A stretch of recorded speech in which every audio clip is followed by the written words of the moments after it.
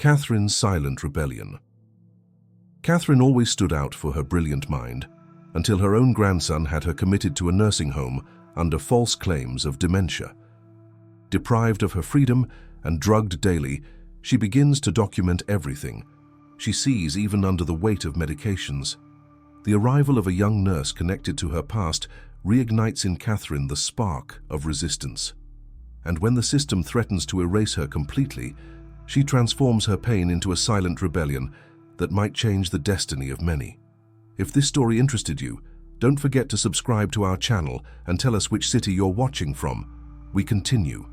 I promise this will be the best story you'll ever hear in your life. Catherine Adams never imagined that her Malibu apartment would become a luxury prison. At 78, possessing impeccable posture and eyes that still sparkled with the curiosity of a young woman, she now observed from the window of the Golden Meadows Institute the distant movement of Pacific Avenue, like someone contemplating a life that no longer belonged to her. "Mrs. Adams, time for your medicine." The mechanical voice of the nurse expected no response. The pill was already on the tray, along with a glass of water. It was always like this, orders disguised as care. "Thank you, Martha," Catherine responded with her habitual politeness, swallowing the medicine that made her drowsy. It wasn't the drowsiness that bothered her, but the sensation that, with each pill, a piece of her identity dissolved. 6 months earlier, Catherine had presided over meetings of the cultural foundation she created after retiring as a university professor of literature. Her name was still on commemorative plaques in public libraries across Los Angeles. Now she was just a medical chart with a diagnosis she knew to be false. "Significant cognitive impairment," said the document signed by a doctor who had seen her only once for 20 minutes at the request of her grandson Philip. The same Philip who grew up in her home after the tragic loss of his parents, the same one who now managed her fortune built over decades of work and investments. "Are you comfortable, Mrs. Adams?" asked Martha, adjusting the curtains to block the afternoon sun. "I would be more comfortable with my freedom," replied Catherine with a polite smile that masked her indignation. Martha looked away.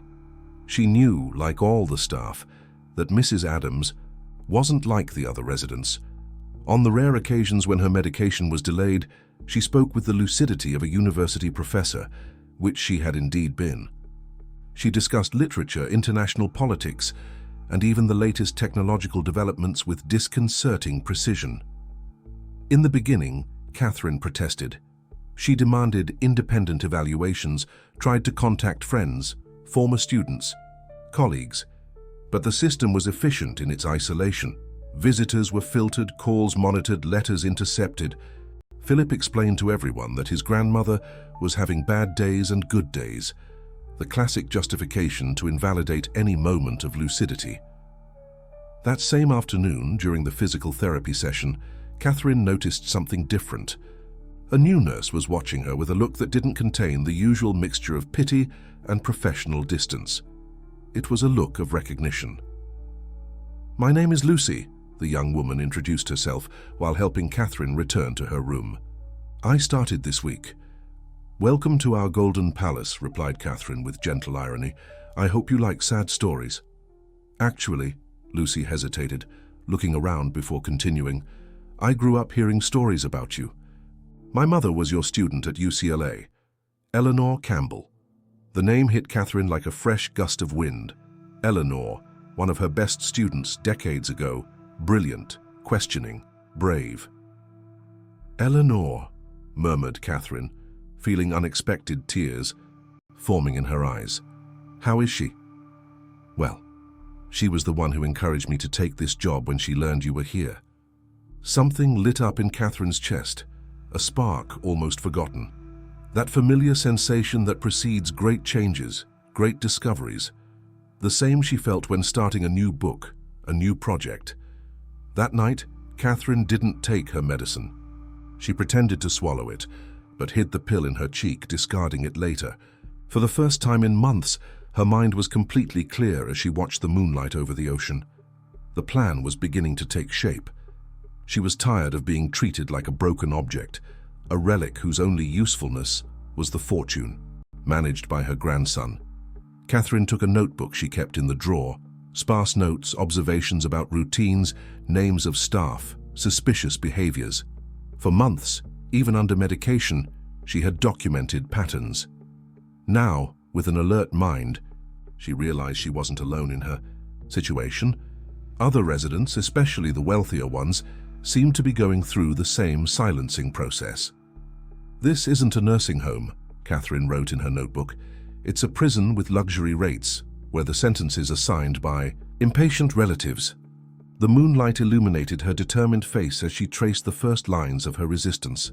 In the distance, waves broke on the beach, a constant reminder that nothing remains stagnant forever, not even the control they had over her life. The discovery that Lucy was the daughter of her former student brought Catherine a clarity she hadn't felt for months. In the following nights, she continued to deceive the nurses, hiding the pills in a small gap she had discovered between the mattress and the headboard. With her mind increasingly lucid, she observed the institution's patterns with renewed eyes. A Wednesday morning, Catherine was sitting in the common area, pretending to read a magazine while observing the movement of the staff. That's when she noticed Dr. Mitchell, clinical director of Golden Meadows, talking with her grandson Philip in the adjacent corridor. Although she couldn't hear the conversation, the body language was revealing. Complicit smiles, furtive glances, a folder changing hands. Philip seemed nervous, constantly running his hand through his hair, a tic he had since childhood when he was anxious. "Your grandmother is responding well to the treatment," Catherine managed to hear when they approached. "In 2 more months, we can increase the dosage as agreed." Philip nodded without looking at the doctor. "And what about the documents for the transfer of investments?" "All being arranged discreetly, as requested." Catherine felt her stomach turn. It wasn't enough to keep her imprisoned. They were planning something with her assets, something that required higher doses of medication to silence her completely. She struggled to maintain a blank expression, eyes fixed on the magazine she wasn't reading. Later, in the cafeteria, Catherine observed Mrs. Carman, an 82-year-old woman who had spent her life as a judge and now could barely form complete sentences. Next to her, Mr. August, a former real estate businessman, mumbled to himself while food dribbled from the corner of his mouth. Both had arrived lucid at the institution, according to comments Catherine had caught from the older staff members. "Any problem with your meal, Mrs. Adams?" asked Lucy, approaching discreetly. "The food is great," replied Catherine. "It's my appetite that's poor." Lucy leaned in to adjust Catherine's napkin. "My mother asked about you," she whispered. "She said the letters she sent were never answered." "Letters?" Catherine felt a pang of hope. "I never received any letter." Lucy nodded almost imperceptibly. "I figured. I've also noticed that your medication—" She made a significant pause. "Seems stronger than necessary for someone with your diagnosis." That night, Catherine couldn't sleep. The room, despite its luxury, seemed suffocating with its beige walls and constant surveillance. She got up to get water and noticed a thin envelope sliding under her door. With trembling hands, she opened it to find a short note. "Library. Poetry. Shelf, Pablo Neruda." The following afternoon, during free time, Catherine slowly made her way to the Institute's library. Few residents frequented that space. Most preferred the TV room where old movies were shown at high volume. In the poetry section, she easily found the shelf mentioned. Among Pablo Neruda's books, there was a copy of 20 love poems and a song of despair that seemed slightly misaligned. When she pulled it, a small cell phone fell into her hands. Simple, old, one of those prepaid ones difficult to track. With it was a paper with a single number noted and the instruction, "3rd floor bathroom, 3 p.m., rarely used." At 3 p.m. sharp, locked in the stall of the rarely used 3rd floor bathroom, Catherine dialed the number with trembling fingers. "Hello?" The familiar voice brought tears to her eyes. "Eleanor, my dear," whispered Catherine, her voice breaking. "Professor Catherine. Thank God we've been trying to contact you for months." "We?" "Yes, me, Lucy, and some more of your former students. We discovered about your internment when we tried to invite you to Professor Martin's book launch, your building's doorman told us. Catherine felt her heart accelerate. Eleanor, you need to understand, I'm not sick. This is fraud. We know. Lucy managed to get partial access to your medical records. The evaluations are inconsistent, the reports contradictory. Something very wrong is happening in that place, not just with you. My grandson, Catherine began, has serious financial problems, Eleanor completed. We discovered he inherited enormous debts from his father, your son, debts you didn't know about. The pieces were starting to fit together. Catherine remembered Philip's tense visits in the months preceding her internment, the increasingly larger loan requests, the arguments about selling the apartment that she refused to do. What do we do now? Asked Catherine, feeling an urgency she hadn't experienced in years. First, documentation. We need to prove your mental sanity with independent evaluations. Lucy is helping us with that. Second, evidence of what's happening in there, with other patients too. I can do that, affirmed Catherine, feeling a renewed determination. I've been noting everything, but I need more. Photos, recordings. The cell phone has a camera and recorder. Use with extreme caution. If you're discovered... I know the risks, interrupted Catherine, but I'd rather die fighting than live sleeping. After hanging up, Catherine hid the cell phone in the secret fold she had made in the lining of her velvet robe. As she left the bathroom, she almost collided with Dr. Mitchell. Her heart skipped a beat, but she quickly assumed her persona of a docile and confused elderly woman. Mrs. Adams, walking alone through the corridors? He asked with false concern. I was looking for the garden, she lied with a vague smile. I think I got lost. The garden is on the ground floor, remember? Come, I'll ask someone to accompany you there. As she walked alongside the aide assigned to escort her, Catherine felt the weight of the cell phone against her body, like a silent promise of freedom. The sensation was indescribable, like fresh air entering lungs that had long been breathing. Smoke. In the following days, with extreme caution, Catherine began her mission. She discreetly photographed medical records left momentarily unsupervised. She recorded conversations between doctors and family members in the corridor adjacent to the visiting room. She documented the state of residents who, like her, had arrived, lucid and now seemed human shadows. A week after receiving the cell phone, Catherine discovered something even more disturbing. By pretending to trip near the medication room, she managed to capture an image of the medicine shelf. Her name was there, along with other special residents, under a dosage label that far exceeded what was indicated in her official medical record. That night, before sleeping, Catherine sent the collected evidence to Eleanor's number, accompanied by a message. It's worse than we imagined. They are systematically drugging us. We need to act soon. The response came almost immediately. We're contacting an investigative journalist. Hold on. Catherine lay down, hiding the cell phone again. For the first time in months, she tasted the sweet flavor of hope. It wasn't just for herself that she fought now, but for all those who, like her, had been silenced under the pretext of care. The path would be difficult, perhaps dangerous, but it no longer mattered. The spark had transformed into a flame, one that no forced medication could extinguish. The next morning, Catherine woke with a clarity she hadn't known for months. Her mind, free from the drugs that had been forced into her system, was buzzing with plans and possibilities. She knew that each movement would need to be calculated.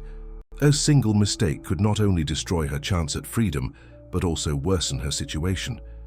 During breakfast, she observed the other residents with redoubled attention. Looking beyond the appearances of fragility and confusion, she tried to identify possible allies. Her gaze settled on Teresa Baker, an 83-year-old woman who, according to staff comments, had been a respected accountant in Boston before being committed by her son after a supposed series of domestic incidents. "Good morning, Mrs. Baker," greeted Catherine, sitting at the woman's table. "The day is beautiful, isn't it?" Teresa raised her eyes, initially empty, but Catherine noticed a brief flash of lucidity before the mask of confusion returned. "Yes, beautiful.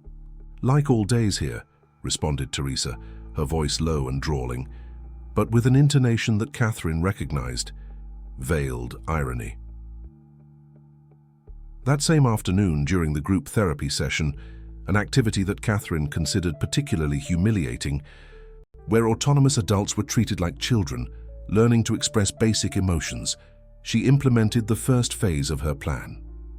"Today, we're going to talk about happy memories," announced the occupational therapist, a young woman of no more than 25 who always spoke to the elderly as if they had difficulty hearing, not cognition. "Who would like to start by sharing a happy memory?"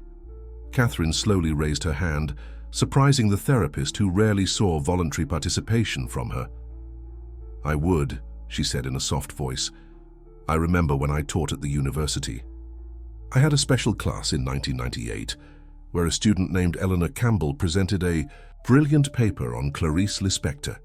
The therapist smiled, clearly not understanding the importance of that moment. "That's good, Mrs. Adams. It's a very beautiful memory. Can you tell us more details?" "Of course," continued Catherine, noting that Teresa and some others were observing her with renewed attention. Eleanor argued that freedom in Lispector was, above all, an act of resistance, that even when trapped by external circumstances, the characters found liberation in thought, in the silent refusal to accept the imposed reality. A strange silence hung in the room. The coded message lingered in the air like perfume. "There are forms of resistance even when there seemingly is no way out." "Very interesting, Mrs. Adams," interrupted the therapist, visibly uncomfortable with the direction of the conversation. "Now, who else wants to share?" In the days that followed, Catherine began to systematically map the routine of Golden Meadows. She identified the shift change times when surveillance decreased. She discovered which security cameras were merely decorative and which ones actually worked. She noted the times of night rounds and which nurses could be more easily distracted. With fire, the hidden cell phone, she recorded compromising conversations between doctors and directors. In one of them, she captured Dr. Mitchell discussing with the administrative director about resource optimization. "We can't have such a large staff for this number of residents," said the director, "especially considering that most are under continuous sedation." "I agree," responded Mitchell, "and I suggest we increase the rate of special patients, those with significant assets and cooperative relatives." Catherine sent all the recordings to Eleanor, along with her detailed observations about the institution's routine. The response came quickly. "The journalist is interested, but needs more. Something that directly links the administration of the Institute to questionable medical decisions." It was Lucy who provided the next advance. During a physical therapy session, she whispered to Catherine, "My mother said the journalist needs access to your original medical record, the one that shows the sudden change in diagnosis." "How will we get that?" asked Catherine, while performing light exercises for her hands. "The physical records are kept in the archives room, second floor, electronic ones in the central system. I managed to get partial access, but I need your written authorization, even if it's not officially recognized at the moment." "What do you suggest?" "A power of attorney. My mother found a lawyer willing to help, but he needs to see you personally to confirm your mental capacity." Catherine felt her heart race. An external visitor, not a family member, would need to pass the scrutiny of Philip or the administration. "How would we do that?" "He can pose as your nephew. I've already researched. Your extended family isn't known here." The plan was risky but necessary. The following week, Catherine received a visit from a nephew, actually Dr. Paul Vincent, a lawyer specializing in elder rights. The conversation, apparently banal to any observer, contained codes previously arranged by phone. "Aunt Catherine, I brought those old photographs you asked for," he said, opening an album where, among generic photos, a power of attorney document was hidden. As they leafed through the album, Paul discreetly assessed Catherine's cognitive capacity through casual questions about dates, historical events, and current situation. By the end of the visit, the power of attorney was signed and hidden again among the photographs. "I'll be back next week, Aunt. Rest well," Paul said goodbye, taking with him the first legal step towards Catherine's liberation. That night, upon returning to her room, Catherine found Teresa waiting for her, sitting in a chair near the window. "How did you get in here?" asked Catherine, surprised. "I convinced the new aide that we're old friends and that you had invited me for tea," responded Teresa, her voice notably firmer and more articulate than in her public interactions. "I'm not the only one who has.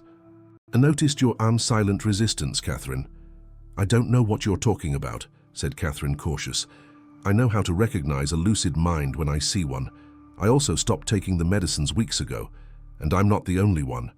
Teresa came closer, lowering her voice even more. "We are 7 so far, all tired of being treated like antique furniture that no one has the courage to throw away." Catherine felt a wave of emotion. She wasn't alone in her fight. "I'm collecting evidence," she confessed. "I have external contacts working to expose what happens here." "I suspected that since your comment about Clarice Lispector," smiled Teresa, "subtle but effective. We're ready to help." Thus was born what the residents began to secretly call the Reading Circle, an apparently harmless group of elderly people who met to discuss books, but who in reality were meticulously planning their collective resistance. Each member of the circle assumed specific responsibilities. Teresa, with her experience in accounting, began to analyze patterns in the extra charges that appeared on the monthly bills sent to family members. Mr. Eugene, a former photographer, developed techniques to discreetly document the conditions of more debilitated residents. Mrs. Marietta, who had worked as an executive secretary for decades, created a coded communication system based on seemingly random markings in library books. The hidden cell phone became the vital channel to the outside world. Through it, Catherine coordinated with Eleanor and the lawyer the next legal steps, while the investigative journalist Richard Myers began to build his story. "We need something big," said Richard, in a carefully timed call during the staff's siesta, "something that can't be ignored or hushed up." That's when Catherine had an idea that could change everything or ruin everything. "The annual investors meeting," she whispered on the phone. "It happens in 2 weeks, all the major financiers of Golden Meadows will be here, along with municipal authorities and potential new investors." "What do you have in mind?" asked Richard, intrigued. "A collective testimony, not just mine, but from all of us, the circle, in front of people who can't simply ignore us." The silence on the other end of the line was dense with possibilities and risks. "It would be extremely risky," warned Richard finally. "The true prison is silence," responded Catherine, feeling the weight of her own words. "And we are already tired of being silenced." The morning preceding the Reading Circle meeting began like any other at Golden Meadows. Catherine had her breakfast while observing the movement of the staff, exchanging complicit glances with Teresa and other members of the group. The plan for the annual investors meeting was almost complete. All that remained was to finalize the details of how everyone would manage to be present at the event, normally restricted to administration and external visitors. Upon returning to her room to get her notes before the meeting, Catherine immediately noticed something wrong. The door was ajar when she was sure she had closed it when leaving. Her heart raced when she entered and saw drawers open, clothes rifled through, books out of place. "Looking for something, Mrs. Adams?" The voice made her turn abruptly. Dr. Mitchell was sitting in the armchair by the window, holding her notebook of observations in one hand and in the other the cell phone she kept hidden. "Interesting objects for a lady who can barely remember. Her own address, don't you think?" His tone was icy, contrasting with the professional smile he maintained on his lips. "What are you doing in my room?" Catherine straightened her posture, completely abandoning the persona of the fragile elderly woman she had cultivated for months. There was no longer any reason to pretend. "A routine inspection. We have strict protocols regarding unauthorized objects, especially electronic devices." He turned the cell phone in his hands. Curious how a patient under judicial guardianship managed to obtain this. Even more curious are the registered calls and stored photographs. Catherine felt her stomach sink. Everything they had built, all the meticulously collected evidence, was in the hands of the man who benefited most from the Institute's scheme.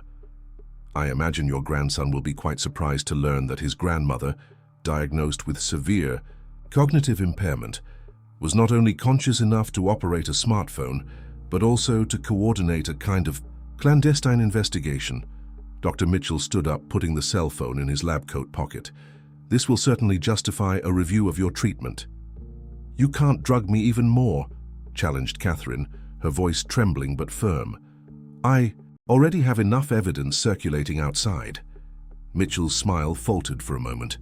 Are you referring to Nurse Lucy and her mother, I presume, or perhaps the journalist Richard Myers? The shock on Catherine's face was enough to confirm his suspicions. Oh yes, we've been monitoring all your communications since we noticed your irregular behavior. Ms. Lucy was dismissed this morning with a quite detailed notification about ethical violation that will prevent her from working in any respectable health institution. You can't do that, whispered Catherine, feeling the weight of defeat. I already have. As for Mr. Myers, one phone call to his editor was enough to clarify certain misunderstandings. It seems that Golden Meadows is considering a generous advertising contract with that newspaper. Mitchell checked his watch. At this moment, your grandson is being informed about your serious relapse. The medical recommendation will be immediate transfer to our intensive care unit. Relapse? What relapse? Catherine's voice rose an octave. The one you're about to have, unfortunately. Dr. Mitchell approached the door and made a gesture. Two corpulent nurses, whom Catherine had never seen before, entered the room. One of them held a syringe. A psychotic episode, quite severe. Attempt to assault staff. Conspiracy delusions. Very sad but not uncommon in cases like yours. Panic took hold of Catherine. You can't simply drug me by force. I have rights. Actually, you don't. Your grandson holds your legal guardianship, and he trusts our professional judgment about what's best for your health. As the nurses approached, Catherine backed up until she hit the wall. Her thoughts raced frantically, seeking an exit that didn't exist. What about the circle? She asked, trying to buy time. They'll know what happened. They'll talk. Ah, your little group of rebels? Dr. Mitchell laughed softly. Do you really believe we weren't aware? Elderly people meeting regularly, exchanging conspiratorial glances, behaving abnormally lucidly at certain moments? Your reading circle will be dissolved today. Each member will receive adjustments to their medications, and if necessary, will also be transferred to more supervised wings. The syringe penetrated Catherine's arm before she could protest again. The cold liquid spread rapidly through her veins, bringing with it an immediate dizziness and a sensation of disconnection that she knew all too well. Rest now, Mrs. Adams. Mitchell's voice sounded distant, as if coming from a tunnel. When you wake up, all of this will seem like just a bad dream. The next few hours, or were they days, transformed into a confused haze for Catherine. She awoke briefly only to be medicated again, falling into an endless cycle of semi-consciousness. The walls of the room were different, whiter and more austere. There were no windows, only the constant beep of monitors and the occasional movement of silent nurses. In one of these brief windows of lucidity, she recognized Philip sitting next to her bed. His young face, which resembled so much that of the son Catherine had lost, was marked by deep shadows under his eyes and an expression she couldn't completely decipher: guilt, concern, or just fatigue. "Grandma," he murmured, noticing she was awake. "How do you feel?"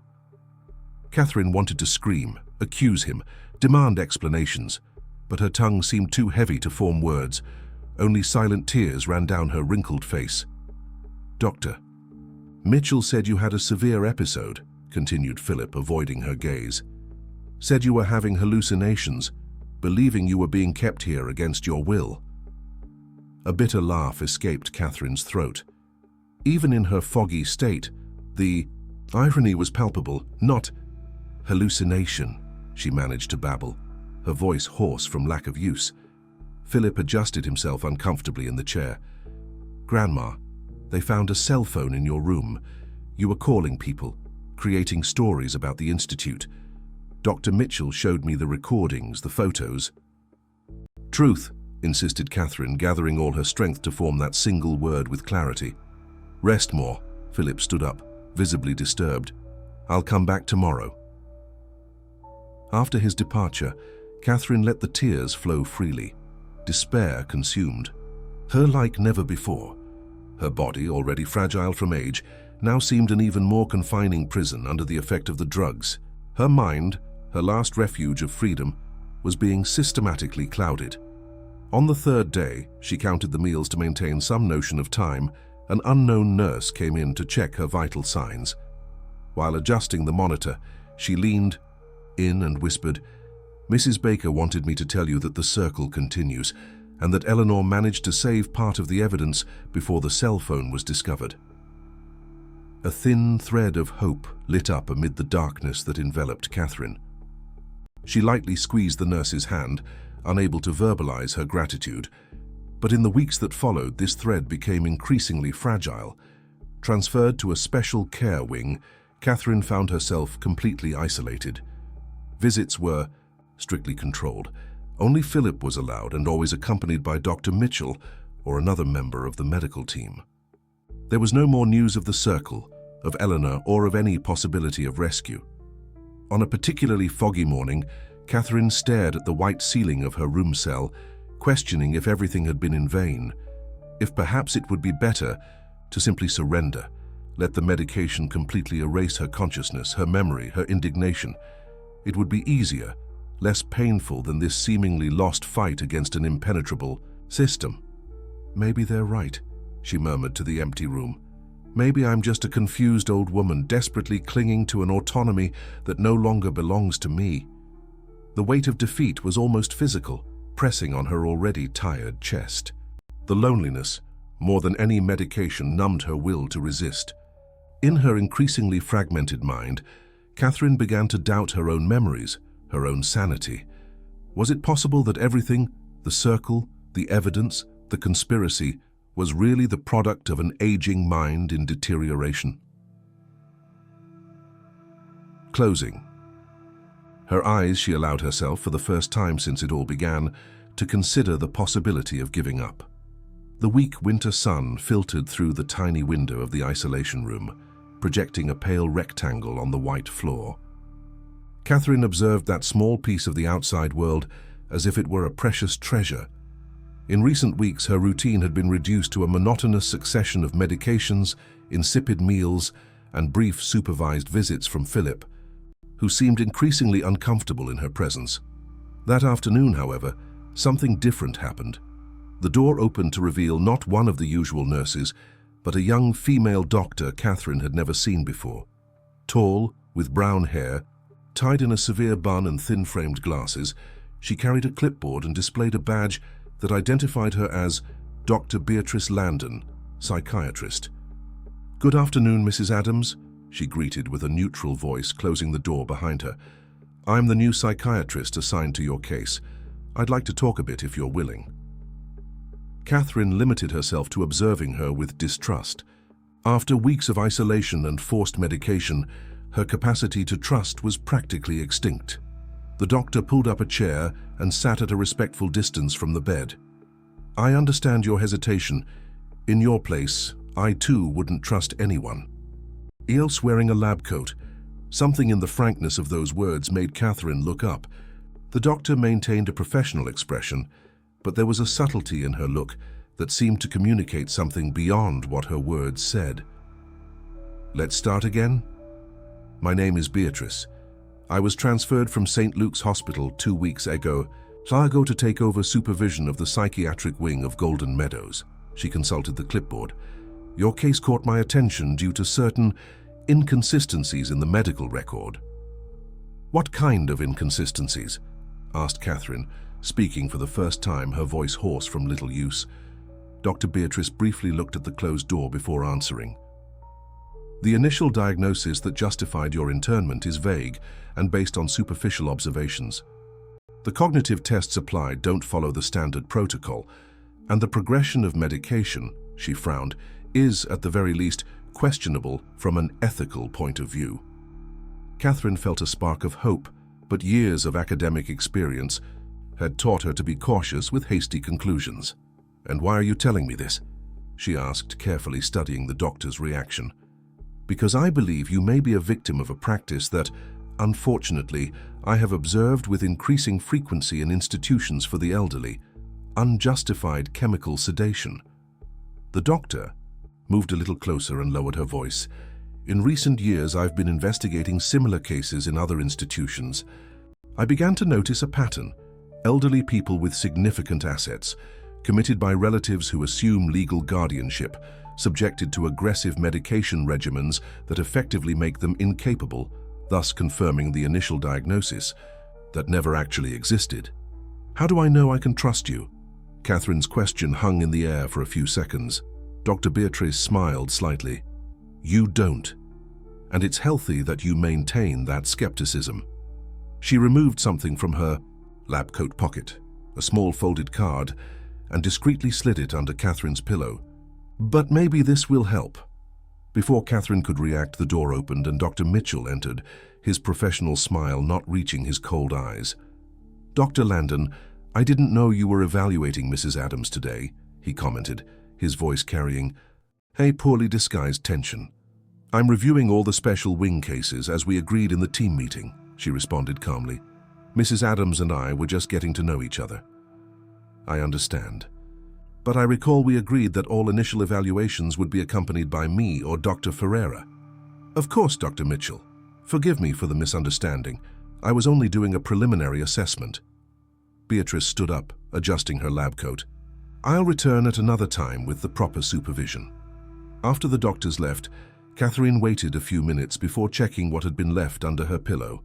It was a simple business card with the doctor's name and her phone number. On the back, handwritten in tiny letters, "Daughter of Carmen Landon, your student from 1992, Eleanor got in touch. Resist." That night, for the first time in weeks, Catherine refused to swallow the pill given by the nurse. With a technique perfected by months of previous practice, she kept it under her tongue until she could discard it in the toilet. The fog that enveloped her mind slowly began to dissipate. The next day, when Dr. Beatrice returned for a formal evaluation, accompanied by Dr. Mitchell, Catherine played the role of a docile and confused patient. But her eyes, now more alert, silently communicated with the young doctor. "Your vital signs are stable, Mrs. Adams," commented Beatrice after the basic examination, "but I'm concerned about the muscle rigidity I'm observing. It's a common side effect of antipsychotics in high dosage." Dr. Mitchell quickly intervened. The dosage was adjusted according to therapeutic necessity. "The patient's psychotic episodes—" "Certainly," interrupted Beatrice softly. "But as the new head of the psychiatric team, I'd like to reassess the medication regimen. I propose a gradual reduction to observe how she responds." A silent tension filled the room as the two doctors stared at each other. "We can discuss this in the clinical meeting," Mitchell finally responded with a forced smile. In the days that followed, Catherine noticed subtle changes. Her night medication seemed weaker, allowing her to wake with greater clarity in the morning. Dr. Beatrice's visits became regular, always brief and professional, but each bringing small pieces of information coded in seemingly innocent comments. "Your grandson asked about a possible discharge for home treatment," Beatrice mentioned in one of these visits. "I explained it would be premature without a complete reassessment of the case." Catherine understood the message. Philip was considering removing her from the institution, probably pressured by the increasing cost of internment in the special wing. On another occasion, while checking her reflexes, Beatrice murmured, "The circle is reorganized. Teresa received discharge last week after intervention from her older son. She's staying with Eleanor." Hope, which had almost extinguished you in Catherine's chest, began to burn strongly again. Her group hadn't been completely dissolved. And more importantly, now they had an ally within the system. In the fourth week after the first meeting with Dr. Beatrice, Catherine received an unexpected visit. Philip arrived accompanied by a middle-aged man who introduced himself as Dr. Austin Montgomery, neurologist. "I requested a second opinion, Grandma," explained Philip, avoiding her gaze. "Dr. Montgomery is a specialist in cognitive disorders in the elderly." The neurologist conducted a series of detailed cognitive tests. Unlike previous evaluations, these were comprehensive and methodologically rigorous. Catherine, with a clearer mind after the veiled reduction of her medication, managed to respond with precision to the complex questions. "Mrs. Adams," concluded the doctor after almost an hour of evaluation, "I'm not detecting signs of significant cognitive impairment. Your short and long-term memory is preserved, your logical reasoning is intact, and your capacity for abstraction is above average for your age group." Philip seemed genuinely perplexed. But what about the episodes, the hallucinations? "I observed no sign of delusional thinking or hallucinatory process," responded the neurologist. "I strongly recommend a complete review of the diagnosis and therapeutic plan." After the visitors left, Catherine remained seated on her bed, trying to process what had happened. Hours later, when Dr. Beatrice appeared for the nightly checkup, she finally understood. "It was you who suggested the neurologist," Catherine stated, not as a question. Beatrice nodded discreetly. "Dr. Montgomery is known for his integrity and for his willingness to testify in court cases when necessary." "Why are you helping me?" The doctor hesitated for a moment before answering. "My mother always spoke of the professor who changed her life, who taught her to question oppressive systems. When Eleanor approached me..." She paused. "But it's not just that. What happens here with you and other patients is part of a bigger problem. A problem I intend to help expose." Beatrice came closer, checking Catherine's vital signs with precise gestures while she spoke. "I discovered something during my review of the medical records. The Institute maintains two sets of records, an official one for inspections and auditors, and an internal one with the true treatment guidelines. In the internal records, patients are classified by asset value and potential for prolonged maintenance." A chill ran through Catherine. "How many are in my situation?" "At least 32 elderly people in this institute, and I suspect hundreds in other similar institutions across the country." Before leaving, Beatrice left a small object under Catherine's pillow, a new cell phone, smaller than the previous one, with a single contact saved. "Eleanor is organizing the next phase. The journalist Richard is back on the case, now with the support of his editor-in-chief, and your grandson..." Beatrice hesitated. "He's starting to ask questions. Dr. Montgomery's report deeply shook him." That night, alone in her room, Catherine held the small device as if it were a precious talisman. The fight wasn't lost. In fact, it was just beginning, and now with more powerful allies. In the dark, she typed a simple message to the only contact. "I'm ready." The plan was in motion. For 2 weeks, Catherine meticulously followed Dr. Beatrice's guidance, documenting her routine, recording compromising conversations between staff, and mainly strengthening herself physically by avoiding the medications that continued to be administered. The new cell phone, hidden inside a hollow copy of 100 Years of Solitude that Beatrice had brought as reading therapy, became her link to the outside world. One early morning, while reviewing the messages exchanged with Eleanor, Catherine heard footsteps in the corridor. It wasn't the usual time for the night round. Quickly, she hid the cell phone and pretended to sleep. The door opened silently, and through the slit of her half-closed eyes, she saw Dr. Mitchell enter, followed by 2 men she had never seen before. "Is this the patient?" asked one of them, tall and corpulent, with an accent Catherine couldn't identify. "Yes," responded Mitchell in a low voice. "The transfer needs to happen before dawn. Is the ambulance at the back?" "Already," confirmed the second man. "The transfer documents to the clinic in Pine Hills have already been processed." "Great. Prepare her. Maximum sedation for transport." Catherine felt panic grow as the men approached her bed. In a desperate impulse, she activated the recording on the cell phone hidden under her pillow. "Dr. Mitchell," she called, abandoning any pretense of being asleep or confused. "What's happening?" The doctor seemed momentarily surprised by her lucidity, but recovered quickly. "Mrs. Adams, we're arranging your transfer to an institution better equipped for your needs." "At 3 in the morning? Without prior notice?" "Without My grandson's presence? Your grandson was informed and agreed to the transfer, Mitchell lied, making a gesture for the men to proceed. It's for your own good.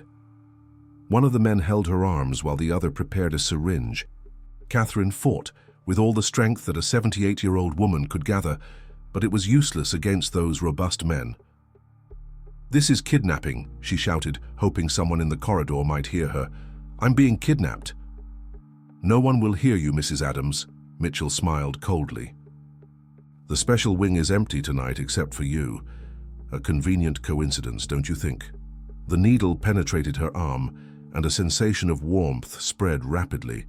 Her last conscious vision was of Mitchell's impassive face observing her as darkness engulfed her.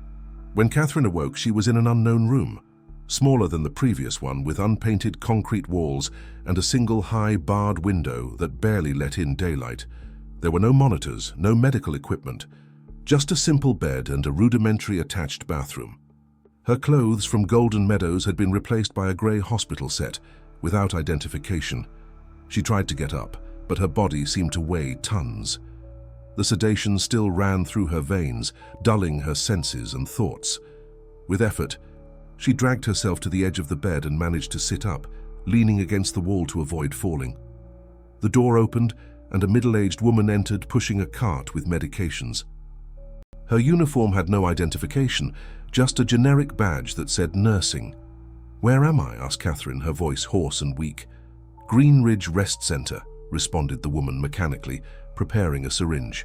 "Time for your medication." "I don't want medication.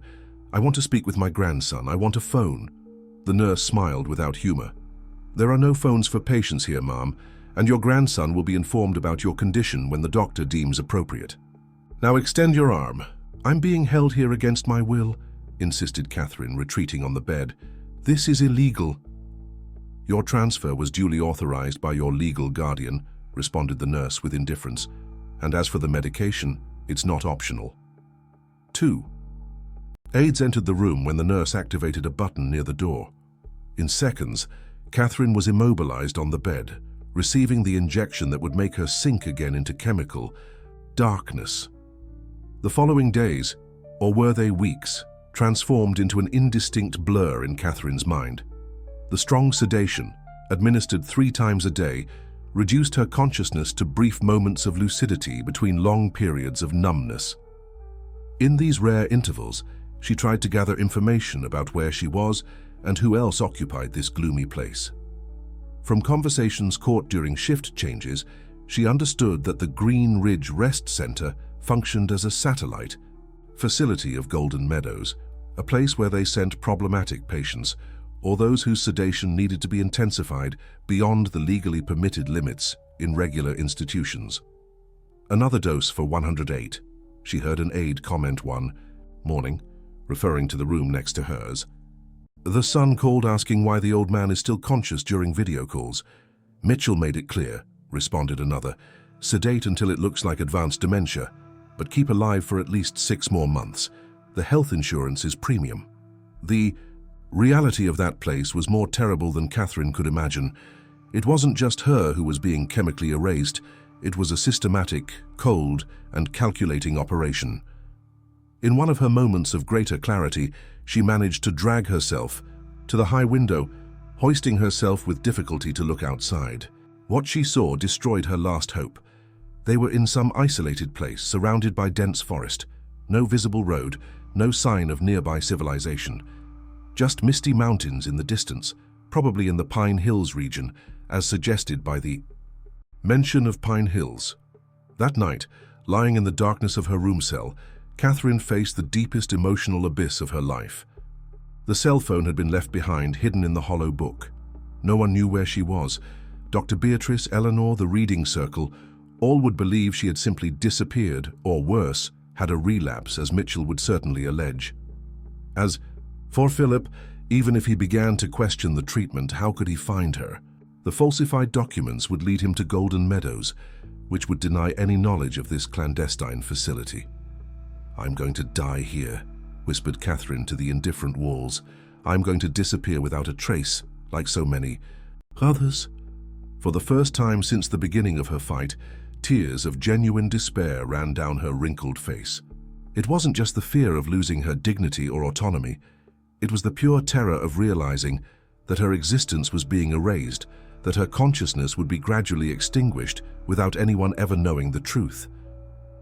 The next morning, when the nurse arrived with the usual dose, Catherine didn't resist. What was the point of fighting?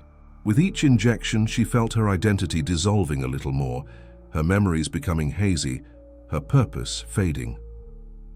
"Good girl," commented the nurse, satisfied with her submission. "See how much easier it is when you cooperate." Before succumbing, again to the chemical fog, Catherine glimpsed an image of her son's face deceased so many years ago. Then Eleanor, Lucy, Teresa, and the other members of the circle. Finally Philip, not the desperate adult in need of money, but the little boy she had raised with bright eyes full of admiration for his grandmother.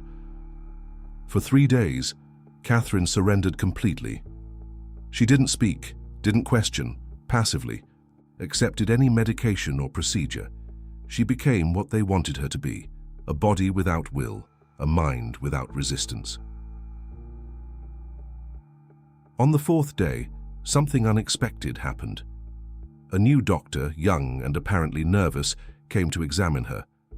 Unlike the other staff, he seemed genuinely concerned about her physical condition. "The blood pressure is very low," he commented, frowning as he checked her vital signs. "And these spots on the skin.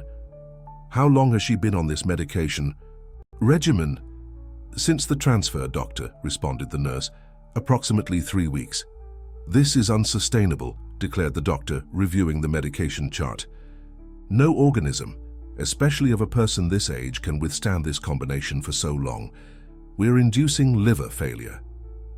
"Those are Dr. Mitchell's orders," the nurse justified. "Dr. Mitchell isn't here, and I'm not going to have a patient dying." "On my watch," retorted the doctor, adjusting the IV drip. "Reduce the medication by half and arrange liver function tests immediately." A spark of consciousness lit up in the depths of Catherine's drugged mind. That young doctor, probably a temporary on-call physician, wasn't aware of the true purpose of that place. He still followed the Hippocratic Oath, still saw in her a human being who needed to be preserved, not an inconvenience to be silenced. But that small light of hope soon went out. What could a single doctor do against such a well-articulated system? He would probably be removed from the case or, worse, convinced to participate in the scheme. That night, while fixing her gaze on the moisture-stained ceiling, Catherine confronted her reality with brutal honesty. She was alone, abandoned, without resources or allies. Her body was withering, her mind fading. Even if someone was looking for her, how would they find her in this place without a name, without official registration? "Maybe it's time to really give up," she murmured to herself. "Let myself go." The idea of complete surrender, not just physical but also spiritual, hovered over her like a promise of peace. It would be so much easier to abandon the fight, let the darkness finally take her. No more pain, no more indignation, no more frustrated hope. Closing her eyes, Catherine prepared to accept her fate, to give up the last thing that still belonged to her will to resist. A soft sound, almost imperceptible, woke Catherine in the middle of the night. At first she thought it was just another symptom of the medication. Auditory hallucinations wouldn't be surprising considering the chemical cocktail in her system, but the sound repeated itself. 3 light knocks on the door, followed by a brief silence and 2 more knocks. Catherine remained motionless, her heart accelerating against her fragile ribs. That pattern wasn't random. It was the code that the reading circle had established months ago at Golden Meadows. The door opened slowly, allowing the entry of a silhouette that Catherine couldn't immediately identify in the half-light. When the figure approached the bed, the weak light coming from the corridor revealed the face of the young doctor who had reduced her medication. "Mrs. Adams," he whispered, leaning in. "Can you understand me?" She nodded slightly, still distrustful. "My name is Andrew Turner. I'm Teresa Baker's nephew." He carefully observed her reaction to the name. "My aunt contacted me a week ago, after you disappeared from Golden Meadows." "The card?" Words slowly penetrated the fog that enveloped Catherine's mind. Teresa, the circle. They had found her. How? Was all she managed to murmur. "We don't have much time," responded Andrew, looking nervously at the door. "I can control the medication during my shift, but I'm only here 3 nights a week. On other days, you need to resist, to fight to maintain your consciousness." He took a small vial and a pill from his pocket. "Antagonist to the sedatives they're using on you. It will help clean your system more quickly, but it will cause withdrawal symptoms. It will be painful." Catherine didn't hesitate before swallowing the pill he offered. "Drink plenty of water whenever you can," continued Andrew. "It will help your body eliminate the drugs, and pretend you're still completely sedated when I'm not on shift. The others, patients?" Andrew sadly shook his head. "Most are beyond the possibility of immediate help. Prolonged sedation, severe physical deterioration, but we're documenting everything. Teresa, Eleanor, and the journalist are building the case." "Philip? Your grandson is looking for you. The transfer was done without his knowledge or consent. Dr. Beatrice is helping him, but the official records were falsified. According to them, you were transferred to a clinic in San Francisco that denies having any patient with your name." Andrew adjusted the IV, checking that no one was approaching in the corridor. "I need to go. I'll be back tomorrow night. Stay strong, Mrs. Adams. You're not alone anymore." After his departure, Catherine remained awake, feeling the antagonist begin to act in her system. The sensation was as if every nerve in her body was awakening simultaneously, painfully. Her mind, previously numbed, now seemed hyper-alert, processing information at a dizzying speed. She hadn't completely given up. Something inside her, that stubborn spark of dignity, of sense of justice, had resisted. And now, others were risking themselves for her. She couldn't fail them. The next morning, when the regular nurse came to apply the morning injection, Catherine perfectly played the role of a docile and sedated patient. She maintained a vacant look, slow movements, slurred speech, but internally every second was a battle against the effects of the medication, which now found resistance from the antagonist in her system. For 3 days, Catherine followed this pattern: apparent submission during the day, painful lucidity during the night when Andrew was on shift and secretly reduced her medication. The doctor also brought information, small fragments of the outside world, that Catherine gathered like precious pieces of a puzzle. The journalist managed to obtain documents proving that Green Ridge Rest Center has no official registration with the health department. Andrew informed her one of these nights. Legally, this place doesn't exist. And the other patients? Their families? Most believe their relatives are in legitimate institutions. The documentation is forged but convincing. Transfers, medical reports, all fabricated to appear official. On the 4th night, Andrew brought news that made Catherine's heart almost stop. "Dr. Mitchell is coming tomorrow," he whispered, his face tense with concern. "Surprise inspection. We suspect he's planning to transfer you again, perhaps to an even more isolated facility." "Why?" "The pressure is increasing. At Golden Meadows, your grandson hired a lawyer specializing in elder rights. Dr. Beatrice is cooperating with the investigation, providing medical records, testifying about questionable practices. They're getting too close." Catherine felt a chill run down her spine. "What do we do?" "We have a plan, but it's risky." Andrew hesitated. "Very risky." The next morning, Catherine awoke with a renewed purpose. Her hands still trembled from the effects of forced withdrawal. Her mind still fought against the residual fog of the sedatives, but a fierce clarity had taken hold of her being. Today would be the day of truth. Retreating was no longer an option. When the nurse came with the morning injection, Catherine didn't physically resist.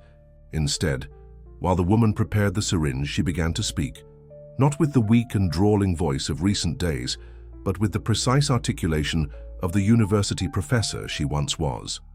"You know this is illegal, don't you?" she asked, looking directly into the nurse's eyes.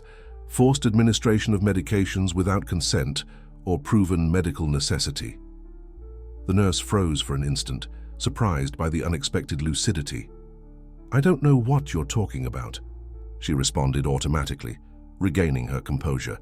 "This medication is for your own good." "My own good?" Catherine let out a bitter laugh. "Like the sedation of the patient in room 108 is for his good, just to appear demented in video calls with his son while you continue charging the insurance?" The shock on the nurse's face was instantaneous. Catherine had repeated exactly the conversation she had heard days before in the corridor. "You're confused, ma'am," the nurse tried to disguise, but her hand trembled slightly. "It's the effect of the previous medication. I'm not confused. I'm more lucid than you would like me to be." Catherine leaned forward, lowering her voice. "And you know what happens to accomplices when schemes like this are exposed. Who do you think will be protected? The doctors and directors, or an easily replaceable nurse?" A flash of fear crossed the woman's face. For a moment, Catherine saw beyond the indifferent professional, saw a person probably overworked, poorly paid, following orders without questioning to keep her job. "I don't know what you're talking about," the nurse repeated, but her voice had lost its certainty. "Yes, you do. And if you have any humanity left, you'll listen to me. I'm not asking you to help me escape. I'm just asking that when the time comes, you don't stand on the wrong side of history." The nurse applied the injection in silence and quickly left the room. Catherine knew she had planted a seed of doubt, small, perhaps insignificant, but in a corrupt system, even the smallest fissure could become a fatal crack. At noon, the commotion in the corridor indicated an unusual agitation. Hurried footsteps, tense voices, orders being given. Catherine recognized the authoritative voice of Dr. Mitchell among them. "I want complete reports on all patients transferred from Golden Meadows," he demanded, "especially the Adams patient. Her grandson is asking too many questions, bringing authorities." The local director's response was muffled, but the tone was clearly defensive. "I don't care," exploded Mitchell. "If this place is discovered, we all fall, understood, all of us." Catherine closed her eyes, pretending to sleep when the door opened. She felt the presence of several people entering the room, including Mitchell, whose expensive cologne she would recognize anywhere. "This is the Adams patient?" asked an unknown voice. "Yes, transferred approximately a month ago," responded the local director.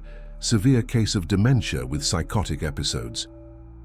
"She doesn't seem in condition to be transferred again," observed the unknown voice, which Catherine presumed to be an external doctor. "It's only temporary," assured Mitchell. "The new facility in Montana is fully equipped to receive her. Documentation." There was a rustling of papers. "All ready. Transfer for specialized treatment at St. Clair Clinic, Hot Springs. Signed by the legal guardian." "Perfect," declared Mitchell. "The ambulance arrives tonight. I want her ready for transport at 10 p.m. maximum sedation." After the group left, Catherine opened her eyes, her heart hammering against her chest. Another transfer to an even more remote place.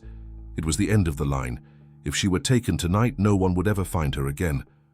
When Andrew came to check on her in the early evening, she could barely contain her anxiety. "They're going to transfer me today," she whispered urgently. "Mitchell is here." "I know," responded Andrew, checking her vital signs with apparent calm. "The plan was moved up. We're ready." "What's the plan?" Andrew looked into her eyes, his expression grave. "Do you trust me, Mrs. Adams?" She nodded without hesitation. "Then I need you to do exactly what I'm going to ask. When the nurse comes, with the pre-transport medication, resist. Resist with all the strength you have. Resist, but I won't be able to stop them. You don't need to stop them, you just need to create a scene. The more noise, the better." Catherine felt a shiver of understanding. A distraction. Exactly. Andrew finished adjusting the equipment, speaking as if he were just commenting on routine procedures. "And when everything starts to happen, no matter what you see or hear, stay lucid. Your mind will be your greatest weapon." At 9:30 p.m., the night shift nurse, not the same one Catherine had spoken with in the morning, entered accompanied by two corpulent aides. On the tray, a syringe with a visibly larger dose than usual. "It's time for your medicine, Mrs. Adams," she announced with false sweetness. "Then we're going to take you for an ambulance ride." Catherine took a deep breath, gathering every spark of strength in her weakened body. The moment had come. She had no idea what would happen next, but she knew this was her last chance. "No," she declared firmly, sitting up in bed. "I won't take anything more." The nurse exchanged glances with the aides. "Now don't be stubborn. It's just to help you relax during the trip." "I'm being kidnapped," Catherine suddenly shouted with all the strength of her lungs. "Help, they're drugging me against my will." The aides advanced immediately, one holding her arms while the other tried to cover her mouth. Catherine fought, like never before, kicking, struggling, biting the hand that tried to silence her. "Help," she continued shouting in the brief moments when she could free her mouth. "This is an illegal captivity." The nurse approached with the syringe, but Catherine managed to kick her hand, sending the instrument flying. Chaos had erupted in the small room. And then, just when the aides finally managed to immobilize her on the bed, the unexpected happened. Bright lights illuminated the barred window, and the deafening sound of helicopters filled the air. The sound of the helicopters became deafening, as powerful lights swept the grounds of the facility, illuminating Catherine's room through the small barred window. From the corridor came shouts, confused orders, and the unmistakable sound of doors being broken down. "Federal police, nobody move!" The voice, amplified by megaphone, penetrated the walls of the building. The aides holding Catherine froze, exchanging panicked looks. The nurse dropped the second syringe she had prepared, retreating toward the door. "What's happening?" she demanded, her face pale with fear. The answer came in the form of a crash as the door of the room was violently opened. Armed federal agents invaded the space, followed by Andrew and, to Catherine's absolute surprise, her grandson Philip. "Grandma!" he exclaimed, rushing to the side of the bed as soon as the police removed the staff. His face was marked by deep shadows under his eyes and an expression of horror at seeing the state she was in. "My God, what have they done to you?" Catherine could hardly believe what she was seeing. While the police handcuffed the staff and read them their rights, she tried to process the surreal scene unfolding before her eyes. "How?" was all she managed to murmur. "Dr. Beatrice and Eleanor never stopped looking for you," explained Philip, holding her trembling hands. "When they discovered that the transfer to San Francisco was false, they began to investigate all remote properties connected to Dr. Mitchell and his associates." Andrew approached, now accompanied by paramedics with a proper stretcher. The journalist Richard found energy consumption records inconsistent with a supposedly unoccupied property. It was the first concrete clue. "But how did you—" Catherine tried to continue, her voice failing with emotion. "I started recording everything," confessed Philip, tears in his eyes. "After the independent neurologist completely contradicted Mitchell's diagnosis, I realized something was deeply wrong. When you disappeared and they showed me documents with a signature of mine that I never gave," his voice broke. "I went to the police." The paramedics carefully transferred Catherine to the stretcher, her fragile body, debilitated by weeks of forced sedation and inadequate nutrition, could barely withstand the movement. Even so, she kept her eyes alert, absorbing every detail of the rescue she never believed possible. As they carried her through the corridor, Catherine saw the chaos that had installed itself in the fake clinic. Police were escorting handcuffed staff, while emergency medical teams entered other rooms, evaluating patients in various states of sedation. In a corner, Dr. Mitchell was being handcuffed, his normally impassive face now contorted into a mask of impotent fury. Their gazes crossed for a brief moment. Catherine said nothing. She didn't need to. The victory was written in every wrinkle of her determined face. Outside the building, the fresh night air hit Catherine like a blessing. Above, 2 helicopters hovered, one from the federal police and another from a television station. Camera flashes fired as she was conducted to a real ambulance properly equipped. "I need you to know something, Grandma," said Philip, still at her side as the paramedics accommodated her. "I never authorized your initial internment. The documents had my forged signature." Catherine looked at her grandson, seeing beyond the guilt in his eyes. "But you didn't question it, Philip." He lowered his head. "No, I was desperate with my father's debts, your son. when Mitchell suggested it would be better for you to be under specialized care while I managed your assets to resolve the situation. He hesitated. I let it happen. I closed my eyes. It was as wrong as signing the papers. Why did you change your mind? Because I saw you disappearing day by day, and I remembered the strong woman who raised me, who taught me about integrity when I lost my parents. His eyes filled with tears. I realized I had become exactly the type of man you always taught me not to be. In the hospital where she was taken, Catherine received intensive treatment to reverse the damage caused by weeks of forced sedation. Tests revealed significant liver toxicity and malnutrition, but nothing that couldn't be treated with time and proper care. In her hospital room, 3 days after the rescue, she received a visit she would never forget. Eleanor, Lucy, Teresa, and other members of the reading circle, accompanied by Dr. Beatrice and the journalist Richard, entered carrying flowers and an improvised cake. "Our revolutionary professor," smiled Eleanor, now a middle-aged woman with the same perceptive eyes that Catherine remembered from decades ago, "always teaching us to fight against oppressive systems, even from a hospital bed." The emotion of the reunion was almost overwhelming. Catherine heard how each of them had contributed to her liberation. Teresa coordinating communication between the dispersed members of the circle, Eleanor mobilizing former students with connections in various areas, Dr. Beatrice risking her career to document the unethical practices of Golden Meadows, Richard persisting in the investigation even after veiled threats. The operation rescued 28 elderly people just in that facility, informed Richard, whose articles about the case now dominated national news. And the investigations are expanding to other suspicious institutions across the country. The scheme was bigger than we imagined, added Dr. Beatrice. Apparently respectable institutions maintained unregistered satellite facilities where inconvenient or profitable patients were sent. Family members believed they were paying for specialized treatments, when in reality, they were financing their own disappearance, completed Catherine, her voice calm but firm. 6 months later, seated in a wheelchair in the courtroom, Catherine testified in the trial that had become one of the biggest public health scandals in the United States. Dr. Mitchell and 12 other doctors, along with administrators from 5 different institutions, faced charges ranging from false imprisonment and elder abuse to criminal conspiracy and negligent homicide. Some patients hadn't survived the rescue. Her physical recovery had been slow and partial.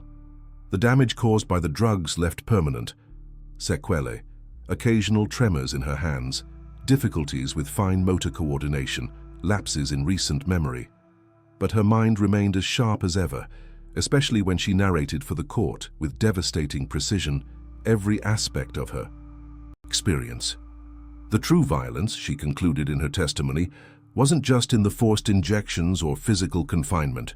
It was in the systematic attempt to erase our identity, our dignity, our humanity, to transform people into problems to be managed, into burdens to be hidden, into resources to be exploited.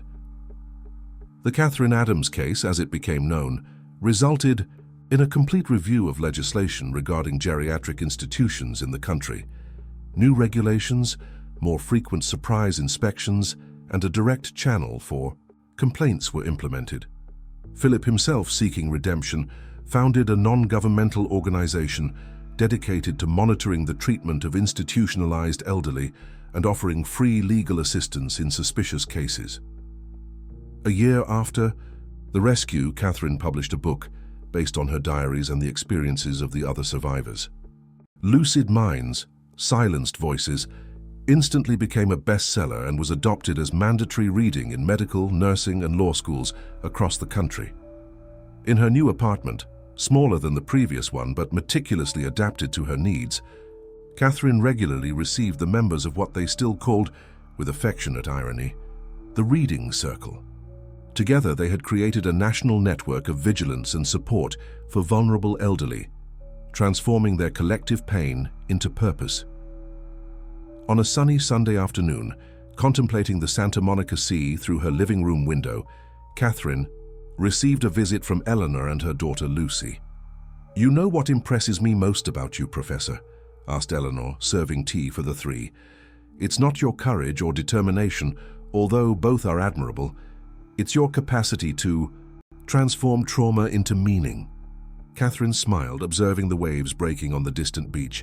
"It's never too late to give meaning to one's own story," she responded, her eyes still shining with the same intensity that had inspired generations of students. "And mainly, it's never too late to rewrite it." Dear listeners, we hope that Catherine Adams' story has moved you. To continue this emotional journey about dignity, resistance, and the unshakable strength of the human spirit, we've prepared a special playlist with equally captivating stories.